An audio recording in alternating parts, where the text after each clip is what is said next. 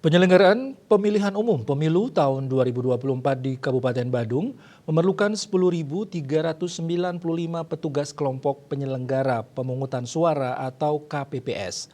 Rekrutmen KPPS akan berlangsung dari tanggal 11 hingga 20 Desember 2023.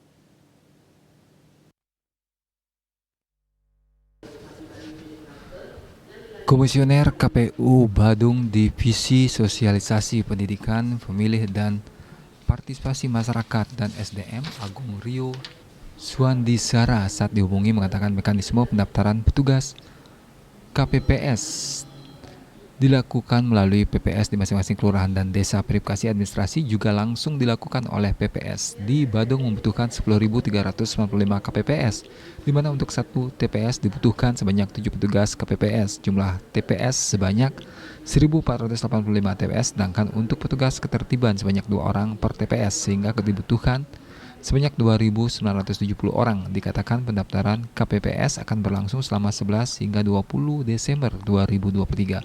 Adapun peserta yang ingin mendaftar KPPS dipersyaratkan berumur di atas 17 tahun hingga maksimal 55 tahun, serta menyertakan surat keterangan sehat. Dikatakan masa kerja petugas KPPS selama 25 Januari hingga 25 Februari 2024. Namun pihaknya optimis kuota 10.365 petugas KPPS dapat terpenuhi karena pihaknya sudah dari jauh-jauh hari melaksanakan sosialisasi. Sementara untuk rekrutmen petugas ketertiban, Agung Rio menjelaskan bahwa pihaknya sudah berkoordinasi dengan Satpol PP Badung. Parwato Bali Pos.